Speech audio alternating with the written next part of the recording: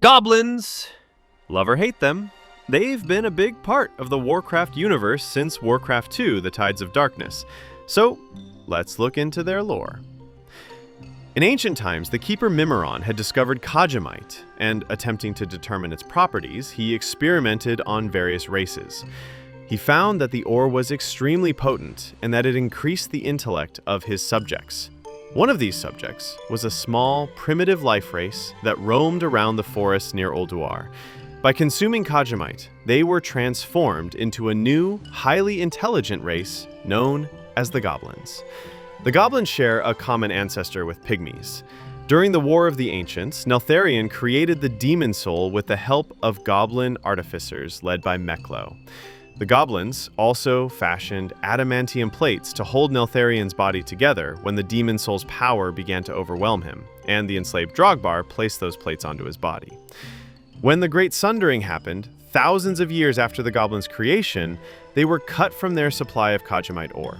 In just a few short generations, most changes and boosts to their intelligence vanished. The Goblins then took refuge on the Isle of Kezan, and they had already forgotten the influence Kajamite once had on their society.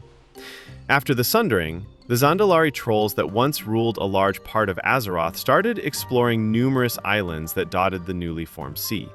During one of these trips, they discovered Kezan and the Goblin race, who were very primitive, but still possessed some intellect.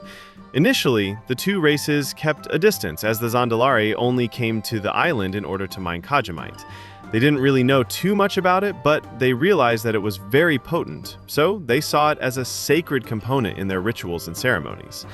For many centuries, the trolls mined and occasionally even paid goblins in trinkets in order to work for them, but this arrangement was soon to change. At some point, the trolls, while digging, discovered that Kezan possessed an unimaginable deposit of Kajamite underground, more than they would ever need. So, rather than digging themselves, they enslaved the goblins and forced them to drill in frightful conditions. For thousands of years, the goblins, too weak to resist, suffered under the rule of the Zandalari. Subscribe and like for more WoW content.